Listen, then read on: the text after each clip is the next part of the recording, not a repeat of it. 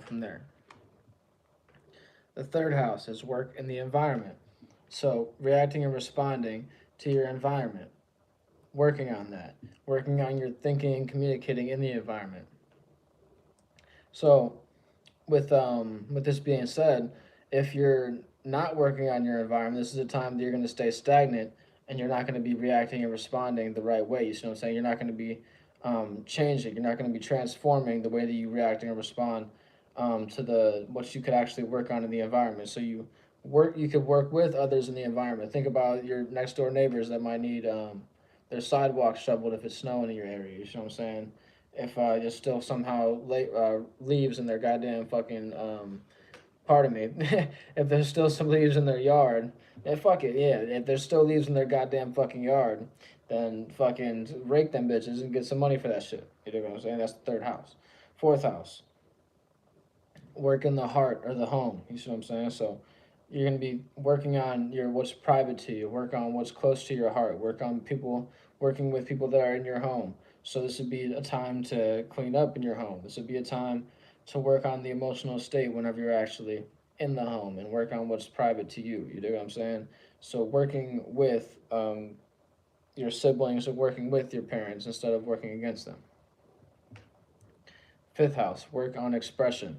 So whenever you're working on your expression, this is a time to um, evaluate the way that you come across to other individuals. You dig what I'm saying? So this is the time to see like, okay, whenever I express myself, I feel this emotion about the way that I express myself. Maybe I should just be more free with the way I express and just actually just completely express myself and make, even though it's very logistical and practical and sophisticated, it's okay.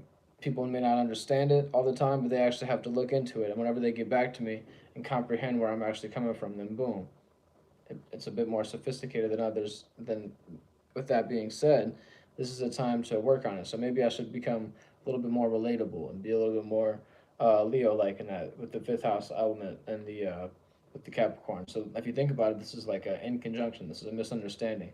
So you may misunderstand how to express yourself in more ways that are um, on the stage, more like put yourself on the forefront. You dig what I'm saying? Like make what you're saying more lucrative in a way. The sixth house, work on health, routine, and pattern. So you're working on a way to put things on a schedule, working on the way that you treat your body, working on um, the way that you put things on a schedule in a way that if you eat something in the morning, you don't want to eat real late at night. You dig what I'm saying? You want to actually eat on a good routine and pattern, so that way you don't have this in between nature and the food that you eat at night you don't actually process as well because you're not moving around. You're not actually um, using like all the muscles in your body, so it's not able to actually move all the food around type thing like that. This is like real sixth house things. You dig what I'm saying? This is that area of the body. You dig what I'm saying? Right underneath the fifth house, the in the solar plexus. This is where all pardon me your intestines and things like that are at. So with this being said, this is the time to evaluate how your body works. For example, it's perfect timing. Just yesterday, whenever the moon's transitioning into Capricorn, um, I had watched a video on how the body digests and how it actually works. Um, between having, um, the air that your esophagus brings in, it actually is separated by this little like flap type shit, and it actually separates the food going into your stomach, and then separates the food going in your stomach, like I say, and then whenever you inhale, it'll separate the air from the food with this little flap, and it'll go to your lungs. And this is how sometimes, you see what I'm saying, if you have too big of a chunk of food, it'll actually probably collapse that little flap. This is where I would believe that it collapses that because it's such a big chunk of food and it actually is too heavy for it, and then that's how you start choking, and that's why somebody you gotta like kind of hunch over type shit. Real six house things. You dig what I'm saying? So this is the time to work on the way that you eat. Maybe this is the time to work on your diet. This is the time to work on your health and your routine and pattern. It's like, for example, I got Capricorn in the sixth house, and I put this live stream on a schedule, and I put it on at 2 o'clock. See what I'm saying? So y'all could be notified and realize whenever I'm about to go live. Seventh house, relationship work, working on your relationship. It's the way that you relate. Working on your relationship means the way that you come across to other individuals, or like to the fifth house. This is a time to on the I haven't really broken down the higher and lower octave because Capricorn in general is kind of like a lower octave kind of thing. You dig what I'm saying? So like if you even if you were on, it's like the only way you could be on a higher octave is if you actually are working. So like that's why the only way I'm breaking it down is like, okay, you work towards this and boom, you're on the higher octave. So relationship work. This is the time to on the higher octave you're working on your relationship. You're working on the way you relate. You're working on the way that you communicate with other individuals.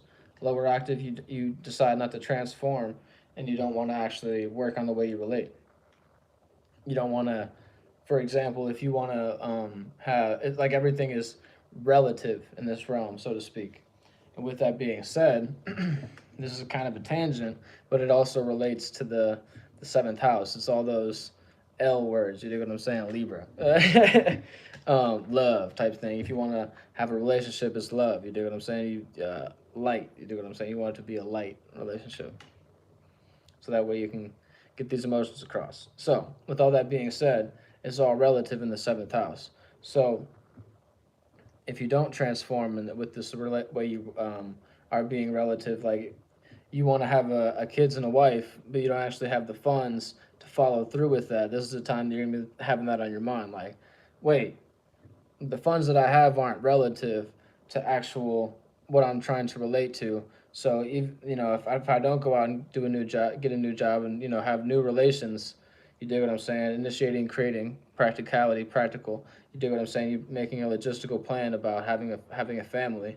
With this being said, if you're not taking the proper steps, then generally, then your consort won't really see a future in that with you. So whenever you're saying this, it's kind of just empty words. You dig what I'm saying? So this is the time to work on what you're saying and actually follow through with where you're coming from with who you're relating with.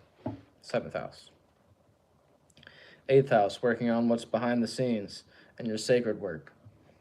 So whatever you got going on that nobody else knows about, this is the time to work on that kind of thing. This is your real life shadow work type thing.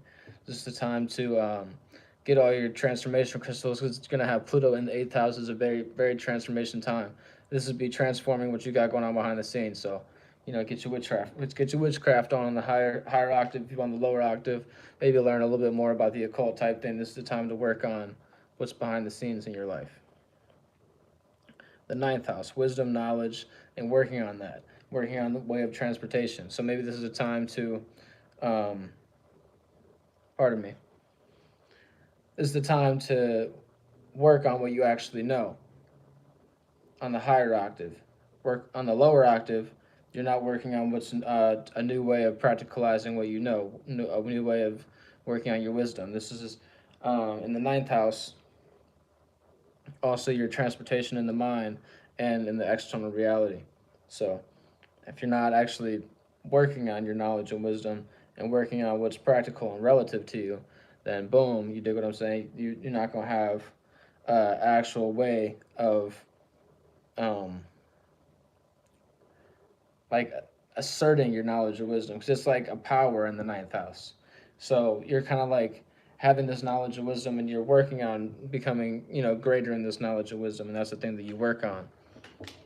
So if you're not allowing yourself to work towards a higher knowledge and a higher echelon, and you're not going to feel fully satisfied at the end of this whenever the moon finishes up in Capricorn. You do what I'm saying? You're not going to have the proper associates in your 10th house, and you're not going to have that proper status because you didn't work on your knowledge and wisdom, and maybe even working in the aspect of knowledge and wisdom and working like on your lectures and things like that. So yeah. The 10th house. This would be work on career. This would be most likely for the Aries rising. So this would be a square alignment for you. So in the 10th house, this would be your status, blueprint, your career, and what you're known for. So this would be a time to work on what you're known for. If you're a celebrity with this alignment, this is a time to work towards your business. Work on what's what you've accumulated in previous circumstances, and actually get your business right. You do what I'm saying? Make sure you have all your contracts written right. And if you're about to release a new project and have a new status, then you want to make sure all your ducks are in a row, so to speak. So for anybody that's doing something new in their status, you want to make sure everything is terms and conditions wise is aligned in the way that you want them to be. 11th house. This is work with associations. So this would be a time to work with a group. This would be a time if you want to see the homeless do better. Maybe you work at a homeless shelter. This is the time to work with your homeless shelter group. This is the time to, so like that'll fulfill you emotionally. For example, for somebody that wants to help somebody out that already has their things accumulated, and they just want to do something good for the world type thing.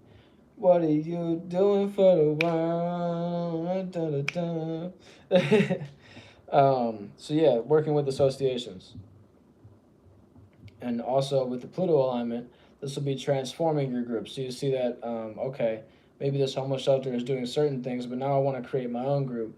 You're going to transform the emotion about, your associates, and transform your associations with your group on the higher octave. And on the lower octave, you're just sticking to the same group. 12th house, this would be working on your dreams, working on your illusions and nightmares. So if it's something that's becoming a nightmare because it's been an illusion for so long, maybe you need to work on that, make it more in reality. So kind of look at your opposite house and look at where Cancer's out, and kind of get more care for your dream. So, and with that being said, this is a time to use that. This is like if you use the opposite alignment to This is like a kind of like a not. I don't like to say things are shortcuts, but this is another way to look at the moon.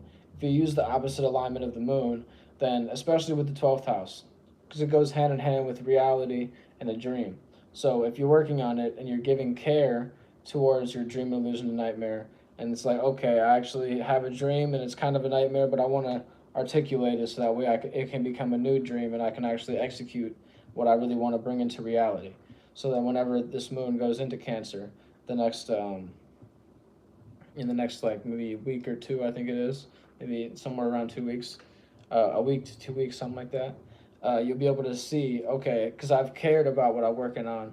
Then whenever the moon is actually in the sixth house, then you're gonna see a time to put what you care on a pattern or a routine and see like, okay, is this actually healthy, and be able to discern, is this like a higher routine or is this a lower octave routine? So yeah, is this dream a nightmare or an illusion? So I'm saying, I mean, a nightmare, an illusion, or is it a dream? Which one is it? This is the time to discern with the moon in the 12th house. And then you'll be able to, have extra discernment and really make a decision whenever the moon moves into the 6th house.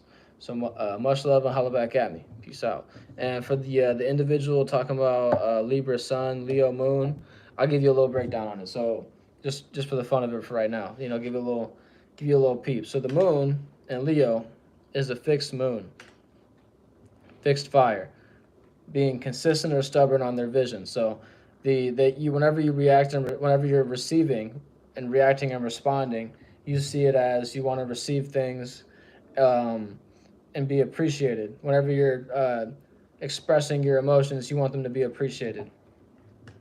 With the Libra Sun, it's going to be acted out in a way of initiating, creating a way of thinking and communicating.